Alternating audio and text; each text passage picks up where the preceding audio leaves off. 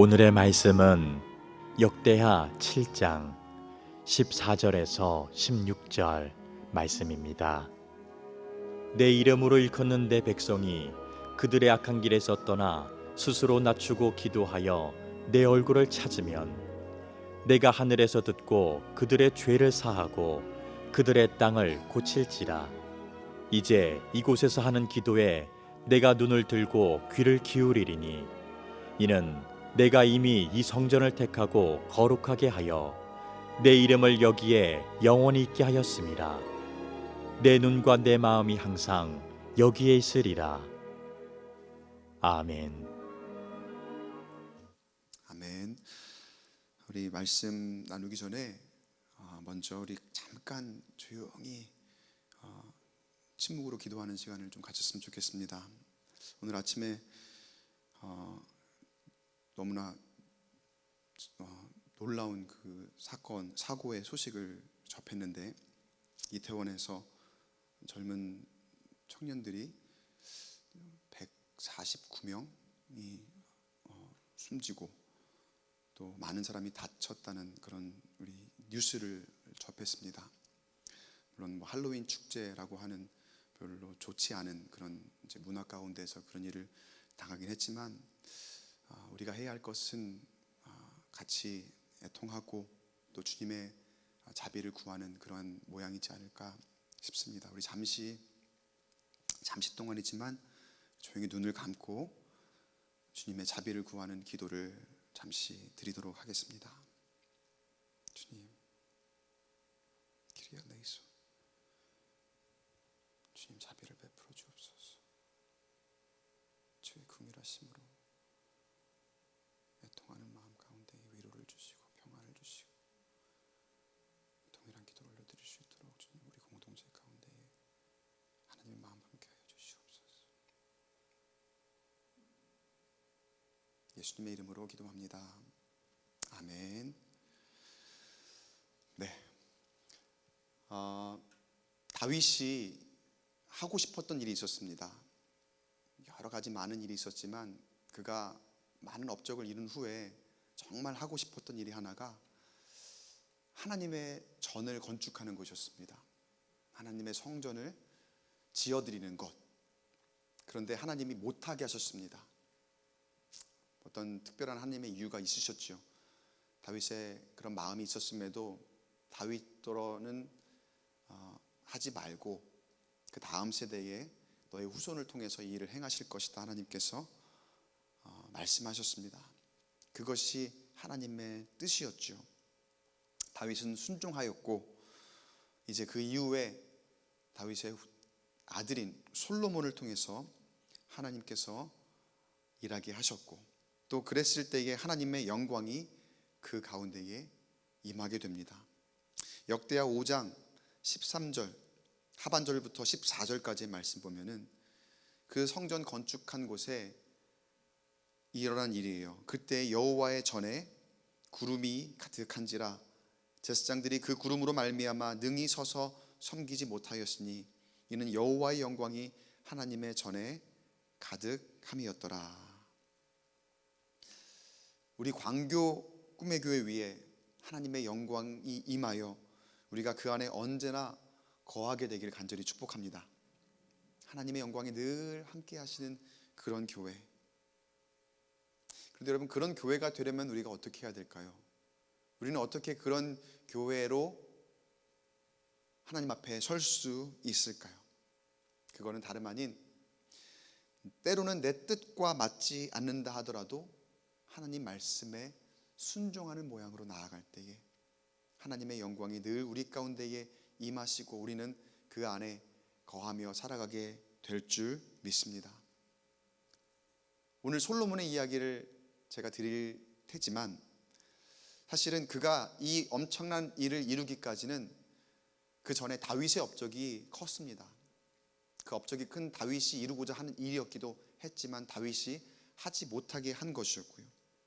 이전에 다윗이 능력이 없었더라면, 다윗의 탁월함이 없었더라면 무엇보다도 하나님이 너 아니고 다음 사람이 할 거야, 너는 하지 마라고 말씀하셨을 때에, 그때에 다윗이 이렇다 저렇다 다른 말 없이 순종했잖아요. 근데 그 순종이 없었더라면 이 오늘 우리가 읽은 이 말씀 가운데 솔로몬의 성취도 없었을 것입니다. 그리고 방금 우리가 읽었던 그 말씀처럼 하나님이 그 하나님의 전 위에 영광으로 임하시는 것을 솔로몬이 경험할 수가 없었을 거예요. 여러분, 우리가 이룬 것들이 참 많이 있죠. 우리 가정, 나 자신, 그리고 10주년까지 이렇게 인도하신 우리 교회, 참 많은 것들을 이루었습니다. 또 지금까지 인도하신 우리 한국교회의 모습, 얼마나 많이 성장해 있고 또 얼마나 많은 우리 교인들이 함께 하나님의 축복을 받고 있습니까? 그런데 바라기는 하나님이 오늘 말씀을 통해서 우리에게 이렇게 말씀하시는 것 같아요. 그 어느 것도 내 것이라 생각하지 말아라. 지금 내가 이 시대에 이것을 누리고 있다고 해서 그것을 내가 이룬 것이라 생각하지 말아라. 내 것이라 생각하지 말아라. 주님께서 이렇게 말씀하시는 듯 합니다. 우리의 믿음, 우리 교회, 한국교회, 이 모든 것들이 사실 우리 믿음의 선조들이 없었다면, 그들의 헌신, 그들의 노력이 없었다면, 무엇보다도 그들의 순종이 없었다면 지금의 우리는 있을 수가 없습니다. 지금 우리가 누리고 있는 이 성전과 누리고 있는 이 믿음의 생활과 그리고 누리고 있는 이 환경 가운데 예배하는 것, 우리는 아마 할 수 없었을 거예요. 그래서 여러분, 우리가 감사했으면 좋겠습니다. 늘 감사하고 함께 하고 있는 우리 교우들이 나와 함께 있음으로 감사하고, 우리 가정에 감사하고, 또 우리 교회에 감사하고, 이전에 지나온 모든 일들에 감사할 수 있는 그런 우리가 되었으면 좋겠어요. 때로는 내 뜻, 내 생각과 맞지 않아도 하나님이 나에게 말씀하실 때에 주님, 그동안에 나를 인도하셨으니 감사함으로 순종하겠습니다. 또 그 순종으로 우리 공동체에 하나님의 영광이 임하고, 그 모습으로 인해 우리 교회가 주님이 쓰시고 주님의 영광을 보게 하시는 그런 교회가 되기를 간절히 소망합니다. 다윗이 큰 마음 먹고 성전을 건축하려 했다가 그 뜻이 꺾였을 때 분명 낙심할 만했을 겁니다. 사실 그 능력과 권세와 지혜를 보더라도 사람이 볼 때에는 그 어느 누구보다 뛰어난 사람이었고, 사실 그 뒤에 누가 나온다 하더라도 다윗만큼 할 수 있을까? 아마 사람들은 그렇게 생각했을 거예요. 그러니 다윗이 성전을 건축한다 해도 사람들이 볼 때에는 이해할 만했을 겁니다. 누가 하겠어? 다윗이 해야지. 그런데 하나님의 뜻이 그와 맞지 않았을 때에 다윗은 많은 사람들에게 그 어떠한 인정을 받고 있었다 할지라도 기꺼이 내려놓습니다. 하나님의 뜻이 그러하시다면 내가 주님 말씀에 순종하겠습니다.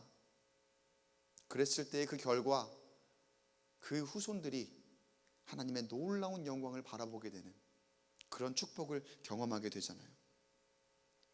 지금 현실에 집착하며 내 뜻에만 집중하는 것이 아니라 하나님께 집중하고 하나님의 뜻을 구하며 바라기는 이후에 나와 우리 가정과 우리 교회를 위해 더욱 크게 역사하실 하나님을 기대하는, 여기 함께 예배하는 광교 꿈의 교회 성도 여러분, 그리고 저가 되기를 주의 이름으로 간절히 축복합니다.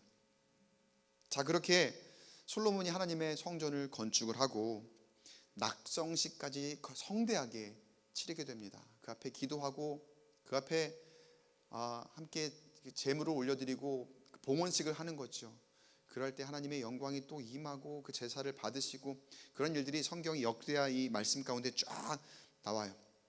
하나님도 기뻐하시고 솔로몬의 마음에 얼마나 흡족한 마음이 들었을까요?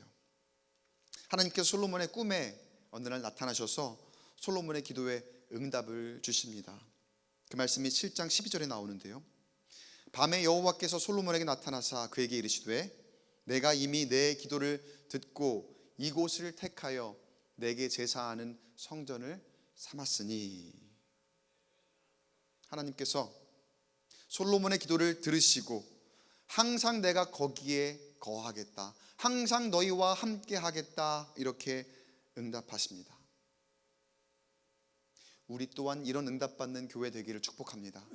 우리가 기도할 때에, 하나님 앞에 예배할 때에 하나님 우리 기도에 응답하셔서 내가 너희와 항상 함께 하겠다, 내가 너희가 있는 그곳에, 너희가 나를 예배하는 그곳에 항상 너희와 함께 하겠다, 응답받는 교회가 되기를 간절히 축복합니다. 그런 응답받기 위해 우리가 늘 다윗과 같은 마음으로, 솔로몬과 같은 마음으로 순종하고 또 하나님 앞에 헌신하는 모습, 전적으로 예배하는 모습, 우리가 가져야 할 텐데, 여러분, 우리 안에 그런 모습이 있을까? 우리 예배하는 모습은 얼마나 주님 앞에 온전할까요? 얼마나 주님 앞에 헌신적일까요? 나의 만족을 위하는 걸까요? 아니면 하나님께 진정한 만족을 드리기 위한 그러한 예배일까요? 다시 한번 오늘 말씀을 통해서 점검해 볼 수 있게 되기를 바랍니다. 또 한 가지, 우리가 이 말씀을 우리의 삶 가운데 적용할 때에는 단편적으로 하나님이 거하시는 곳을 이 자리로만 한정해서는 안 됩니다.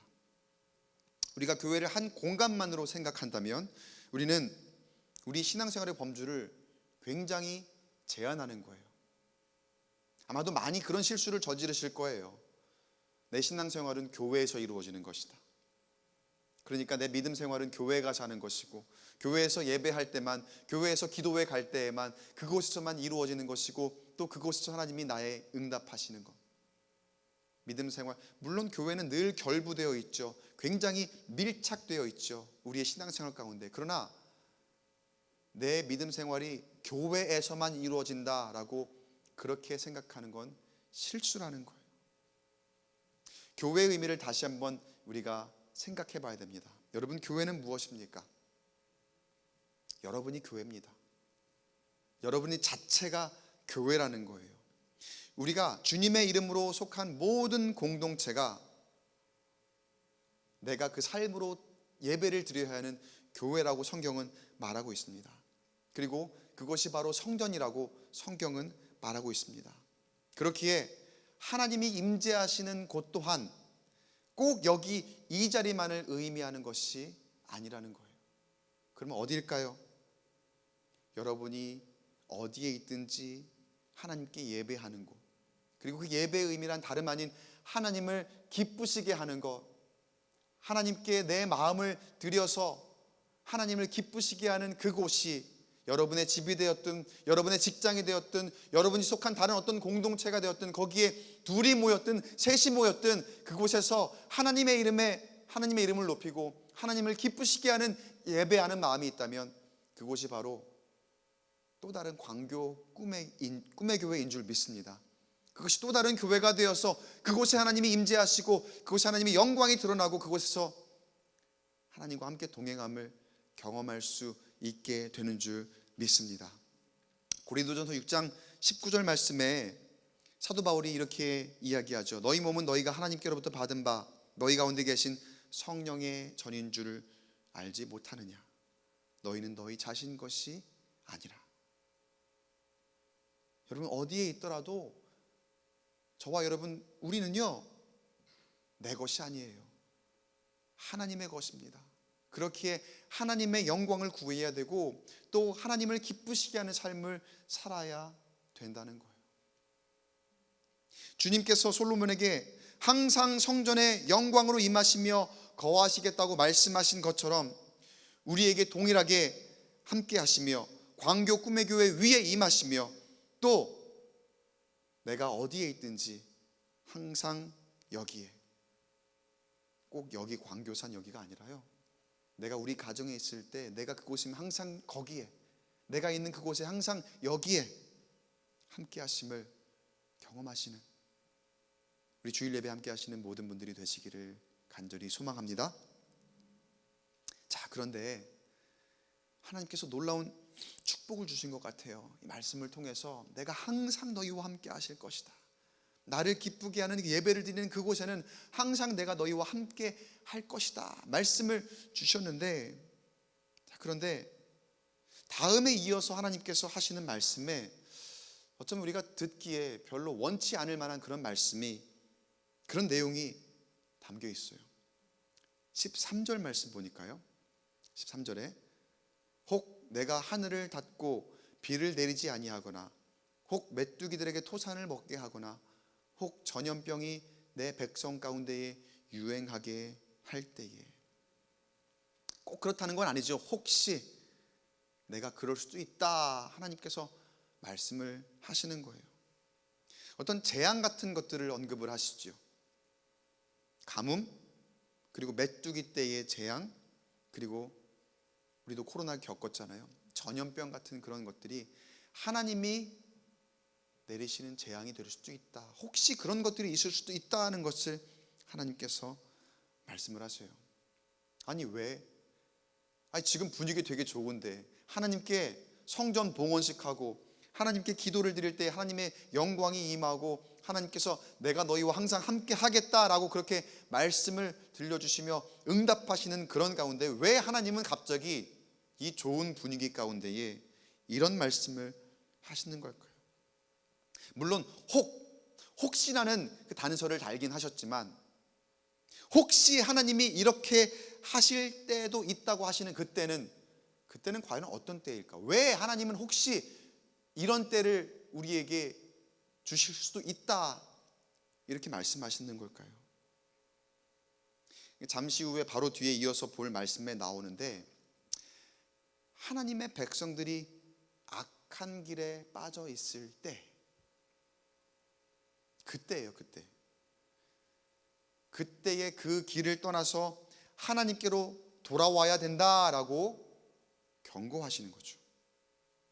다시, 지금 분위기가 이렇게 좋은데 왜 악한 길로 빠지는 것에 대해서 굳이 말씀을 하시는 걸까요?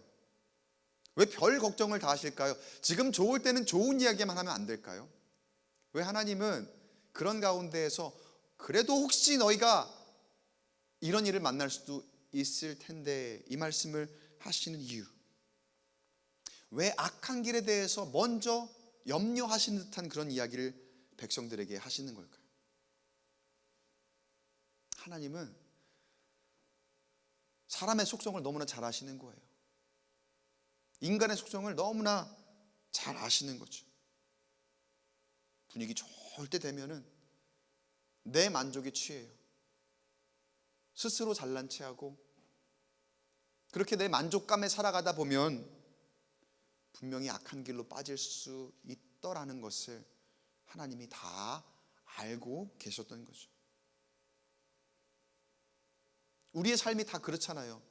우리의 인생이 보면은, 우리의 세상이 보면 딱 그렇지 않았습니까? 그래서인지 우리가 혹시 하나님이 이럴 때가 있을 수도 있다라고 말씀하신 그런 것들을 우리가 참 많이 경험을 하는 것 같아요. 때로 재난이 있기도 하고, 때로 고난이 있기도 하고, 사고가 있기도 하고, 코로나라는 엄청난 일을 한 번도 겪어보지 못했던 그런 일을 우리가 겪기도 했죠. 그런데 여러분, 우리가 이런 생각을 하는 중에도 조심해야 될 부분이 여기 있어요. 어떤 재난이 있고, 하나님이 이렇게 말씀하셨으니까 어떤 재난이 있고 사고가 있을 때 우리는 너무 쉽게 그 재난과 사고의 피해자들이 악한 길로 빠졌구나, 그래서 심판받는 거구나, 마치 그런 것인 양 너무나 쉽게 생각하고 말하곤 합니다. 믿는 우리들이 그래요. 근데 여러분, 그런 생각과 말은 아주 시대착오적이면서도 하나님의 뜻에 합당하지 않은 생각입니다. 고대 사람들이 병든 사람들이나 약자들을 차별하고 정죄할 때, 그래서 비교하면서 나의 의로움을 쉽게 드러내기 위해서 취했던 방법, 너무나도 그 자체로 매우 악한 생각이죠. 너는 그래서 벌 받은 거야. 너는 그렇게 죄 지어서 아픈 거야. 예수님 시대에도 참 많은 유대인들이 그 병자들을 정죄하면서 하던 이야기들이 그런 것 아니었습니까? 그런데 여러분, 놀랍게도, 그리고 매우 안타깝게도 우리가 이런 실수를 매우 쉽게 저지릅니다. 재난을 당하면 어디선가 이런 이야기 꼭 들려오죠. 아, 거기 죄 지어서 벌 받은 거야. 사고를 당하면 그 사람에게 특별한 깨달음을 요구하시는 것 같아. 그래서 하나님이 그 사고를 그 사람한테 주신 것 같아. 다 갖다 붙이죠. 코로나를 걸려도, 암에 걸려도. 이렇게 생각하지 않습니까? 근데 가만 생각해 보세요, 여러분. 암 환자가 내가 죄를 지었기 때문에 내가 뭔가 하나님이 깨달음을 주시기 위해서 나에게 암을 주셨다고 생각한다면, 사실 이 세상에 발암 물질이 얼마나 많이 넘쳐납니까? 지금 우리가 발암 물질 없는 곳에 없어요. 없는 곳이 없어요. 발암 물질을 피해서 살 수 있는 방법이 우리는 없습니다. 근데 그 발암 물질을 누가 만들었습니까?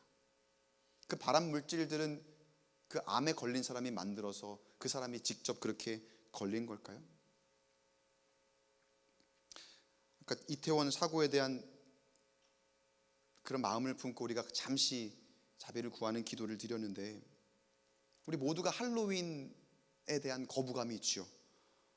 안 그래도 거부감이 있는데 그런 사고 소식을 접했을 때에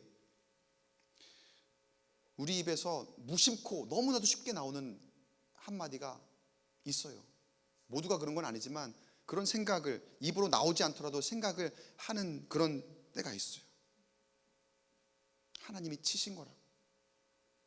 저 귀신들 축제하는데, 파티하는데 가서 저러다가 하나님이 치신 거라고. 물론 그런 것일 수도 있습니다만, 마치 그게 그 피해자들만의 문제라고 여기면서 정죄하는 목소리여서는 안 된다는 거예요. 걔네들이 그렇게 죄를 지었으니까 걔네들은 그렇게 벌을 받은 거야, 그건 합당한 거야 라고 정죄하는 그런 모습이어서는 안 된다는 거예요. 자, 하나님이 우리에게 주시는 마음은 무엇일까요? 그 사람들만 악한 길에 있었던 것이 아니라 사실은 우리가 모두 다 악한 길에 있기 때문에 그거는 우리의 문제라는 거예요. 그것이 코로나가 되었든, 암에 걸린 환자들이 엄청나게 많이 있었든, 할로윈 파티에서 그렇게 아픔을 당한 사람들이 있었든 간에, 우리가 가져야 할 마음은, 주님이 주시는 마음은 무엇일까요? 그 사람들의 문제로만 치부할 것이 아니라 그 모든 것들이 우리가 다 악한 길에 있었기 때문에 우리가 그렇게 만든 것이고 다 우리의 문제입니다 라고 주님 앞에 함께 엎드리는 것, 그것이 주님의 뜻이고 그것이 우리에게 원하시는 주님의 마음이라는 거예요. 어젯밤과 오늘 새벽에 그 사고가 그저 남의 이야기가 아니라 우리의 모습이고 우리의 현 주소라는 거예요. 함께 안타까워해야 하고, 함께 애도해야 하고, 함께 위로해야 하는 모습이 하나님이 원하시는 우리의 모습이라는 거예요. 우리는 구별되어 있기 때문에 귀신을 숭배하는 듯한 그런 모습과는 우리는 완전히 달라, 그렇게 이야기할지 몰라요. 그런데 우리가 그렇게 단언할 수 없어요. 우리가 아무리 스스로 내가 깨끗한 사람이야, 나는 정결한 사람이야 이야기한다 해도 과연 하나님 보시기에 그럴까요? 과연 하나님 보시기에 우리가 정죄하는 그 사람들의 모습과 우리의 모습과 그렇게 다를까요? 우리가 누군가를 정죄하는 모습 안에는 스스로 깨닫지 못하는 부분이 얼마나 많은지, 하나님 그런 모습 보시면 얼마나 기가 막히실까요? 구약 성경에 요나 선지자가 나오지요. 그 요나에게 니느웨로 가서 하나님의 메시지를 전하라고 했습니다. 그렇게 말씀하셨을 때 하나님의 의도가, 요나 너는 의롭고 온전한 사람이니까 저 죄인들이 있는 곳에 가서 내 심판의 메시지를 전해라, 이거였을까요? 요나가 실수한 게 딱 바로 그거예요. 요나는 그렇게 이해한 거예요. 나는 의로우니까, 나는 옳으니까, 나는 온전한 사람이니까 내가 가서 하나님의 심판을 전하는 메신저고 저 사람들은 망해야 되는 사람들이야. 요나는 하나님의 메시지를 그렇게 오해한 거예요. 저 사람들 때문에 세상이 이 모양이야. 저 사람들 때문에, 그 죄인들 때문에 내가 지금 이 고생을 하고 있는 거잖아. 저 사람들 때문에 하나님이 진노하고 계시고 나까지 함께 고통을 겪고 있잖아. 나는 잘하고 있는데, 나는 문제 없는데 쟤 때문이야, 너 때문이야. 근데 사실 그거 아닙니다. 요나가 그런 마음 가지고 얼마나 실수를 많이 합니까? 얼마나 시행착오를 많이 겪습니까? 애초에 하나님께서 요나에게 주신 말씀은 요나에게도 해당이 되는 메시지였던 거예요. 너는 의롭고 쟤네는 불의하다, 그게 아니라 너도 완전치는 않지만 그들 중에서 너를 보내어서 나의 메시지를 전하기를 바란다. 하나님 마음은 이런 것이지 않을까요? 저도 그런 마음으로 늘 하려고 애는 씁니다만, 그래서 제가 이런 메시지를 전하면서도 제가 여러분에게 여러분 잘못하셨어요 그렇게 말씀을 드리는 게 아니에요. 저도 같은 마음으로 지금 나를 돌이켜가며 여러분에게 이 말씀을 전하는 거예요. 왜냐하면 나도 온전치 않지만 여기 안에서 그냥 저를 보내서 그 말씀 같이 나누라고 저에게 명하신 것이기에, 사실 때로는 자격 없지만, 때로는 제가 너무나 부끄럽지만 여러분 앞에서 이런 말씀을 전하는 거예요. 제가 더 나아서가 아니라, 제가 더 온전해서가 아니라, 제가 더 뛰어나서가 아니라, 말씀을 준비하면 하나님께서 저에게 그런 묵상을 하게 하시더라고요. 우리가 복음서에서 바리새인들을 보면 어쩜 저럴 수 있을까? 지가 잘못하는 거 저걸 못 보고 있으면서 어떻게 사람들에게 저렇게 정죄하고 잘못을 들추려고 하는 그런 모습만 가지고 있을까 하지만, 사실은 바리새인들과 같이 되는 그 모습이 누구에게나 가능한 모습이고, 그렇게 되기가 사실 그다지 어렵지 않더라는 거예요. 자, 하나님께서 말씀하십니다. 역대하 7장 14절 말씀 한 목소리로 같이 읽어보겠습니다. 시작. 내 이름으로 일컫는 내 백성이 그들의 악한 길에서 떠나 스스로 낮추고 기도하여 내 얼굴을 찾으면 내가 하늘에서 듣고 그들의 죄를 사하고 그들의 땅을 고칠지라. 여기서 악한 길에서 떠나 스스로 낮추어야 할 사람들을 누구라고 하셨습니까? 내 이름으로 일컫는 내 백성이라 하셨습니다. 다른 사람이 아니라 지금 하나님의 영광이 임하여 성전 가운데에서 그 임재의 영광을 보고 있고, 또 하나님께 기뻐하고 있고 함께 그 안에서 그것을 누리고 있는 그 사람들에게 이야기하고 있는 거예요. 언제 혹 너희들이 악한 길에 빠질 수 있는데, 내 이름으로 일컫는 내 백성들이 악한 길에서 떠나 스스로 낮춘다면, 그리고 기도한다면, 그리고 내 얼굴을 찾는다면 내가 그 죄를 사하고 그 땅을 고칠 것이다. 저 사람이라고 안 하셨어요. 우리라고 하셨습니다. 내 백성으로, 내 이름으로 일컫는 내 백성이라 말씀하셨습니다. 여러분, 우리 공동체에 하나님이 명하시는 것, 우리에게 원하시는 것 무엇입니까? 우리가 먼저 스스로 낮추고 주님의 얼굴을 구할 때에 하나님께서 나를 통하여서, 우리 광교 꿈의 교회를 통하여서 이 땅을 고쳐주실 줄 믿습니다. 여러분, 우리는 그런 사명을 가진 사람들이에요. 한낱 내 개인적인 그런 기도 제목 가지고 그거 이루어주세요, 이 소원 들어주세요, 그렇게 기도하는 사람들 아니고요. 하나님의 이름으로 일컫는 하나님의 백성들로서 우리가 하나님께 온전함으로 나아가고, 우리가 먼저 우리가 악한 길에서 떠나 주님 앞에 낮추고 또 주님 앞에 주님의 얼굴을 구하며 나아갈 때에 나를 통하여 이 땅을 고칠 하나님의 놀라운 역사를 이룰 사람들, 그 사람들이 바로 우리 광교 꿈의 교회라는 거예요. 여기 말씀을 듣는 우리라는 거예요. 세상에 속된 문화와 풍조, 그로 인한 타락과 부패 등등 여러 문제가 있습니다. 근데 오늘 말씀으로 비추어 우리가 듣고 보면 우리에게 뭐라고 말씀하시는 겁니까? 그거 다 우리 문제라고 하시는 거예요.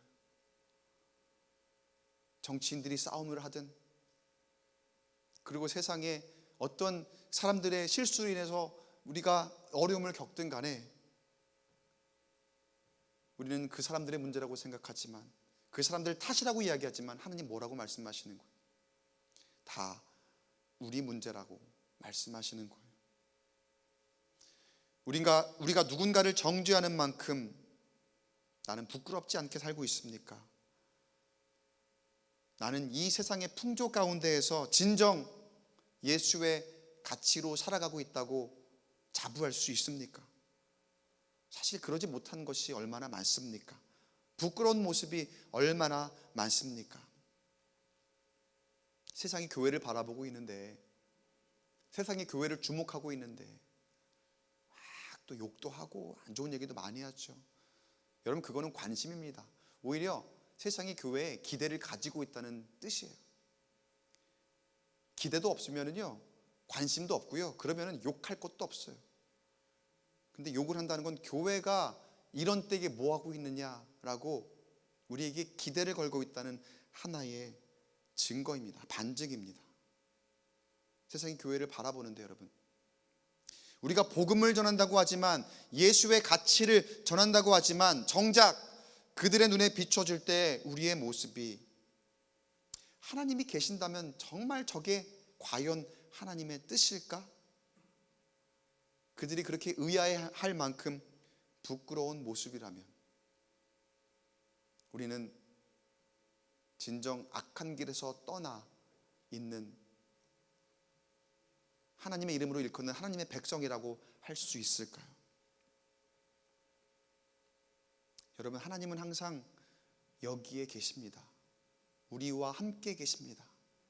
그리고 우리에게 원하시는 모습은 하나님이 늘 우리와 함께 계시는 그런 모습답게 세상에 비춰지는 것, 그런 모습답게 세상에 나아가 담대한 것, 세상에 나아가 부끄럽지 않은 모습으로 살아가는 것,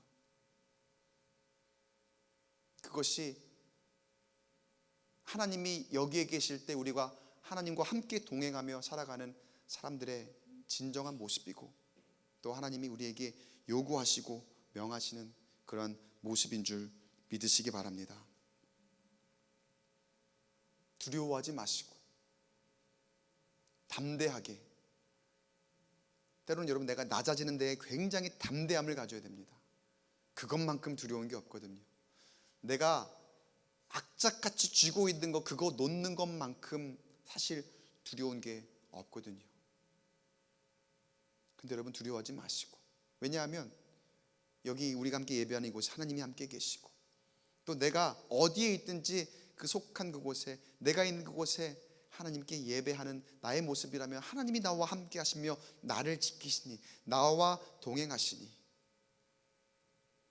언제든 나를 낮출 수 있고 나를 내려놓을 수 있다면, 그래서 야, 저 광교 꿈의 교회는 정말 하나님이 함께 하시는구나, 저 광교 꿈의 교회라는 이름으로 세상에 나와 있는 사람들을 보니까 예수님이 누구신 줄 알겠구나, 예수의 가치가 무엇인지 진정 깨닫겠구나, 그렇게 비추어지며 나의 작은 결단이었지만 그 담대함으로부터 시작되어 하나님의 크고 놀라운 역사하심, 내 힘으로는 아무리 힘이 세도 절대로 이룰 수 없는 하나님의 역사를 우리 교회에 이루게 될 줄 믿습니다. 하나님이 여기에 항상 함께 하시니 그 믿음 굳건히 가지시길 축복합니다. 그렇게 우리 교회가 10년을 지내왔습니다. 흘러 왔습니다. 어떤 변화가 있었을까요? 우리 성도들 안에 어떠한 믿음의 성장이 있었고 믿음의 굳건한 다짐이 있었을까요? 잘된 것도 있고 또 안 된 것도 있고 부족한 것도 있을 겁니다. 그러나 이 시기를 통하여 다시 한번 하나님이 여기에 함께 하시니 그 하나님을 믿는 그 굳건한 믿음 가지고 담대하게 나아가라고 우리에게 말씀하고 계십니다. 이제 이번 주 중에 월요일부터 금요일까지 우리가 부흥회를 이어갈 것이고 귀한 말씀 듣고 또 결단할 텐데, 또 10주년 우리가 함께 하나님께 영광을 올려드리며 주님의 임재를 경험하기를 우리가 간구할 텐데, 바라기는 이 시기에 저거 그냥 교회 행사 남의 일처럼 생각하지 마시고 우리가 함께 하나님이 임재를 경험하며 새롭게 되어지는 그런 기간이 될 수 있게 되기를 간절히 소망합니다. 다시 주님의 뜻이 무엇인가 분별하고 우리 교회의 주님의 뜻으로 우리에게 원하시는 바가 무엇인지 다시 한번 생각하며 주의 뜻대로 세워지는 그런 기간이 되기를 바랍니다. 하나님께 지혜를 구하고 하나님께서 귀 기울이시는 그런 교회, 그래서 우리가 기도에 날마다 응답받는 교회, 그런 모습으로 다시, 물론 지금까지도 잘하고 계셨지만 더욱더 거듭나도록 이 부흥의 기간 가운데에 하나님을 경배하고 하나님께 기도하는 그런 기간이 될 수 있게 되기를 바랍니다. 바라기는 세상이 우리를 통해 하나님의 임재하심을 함께 경험할 수 있도록 쓰임받는 공동체, 하나님 앞에 바로 서는 공동체, 그런 10주년을 맞는 우리 광교 꿈의 교회가 되기를 주님의 이름으로 간절히 축원합니다.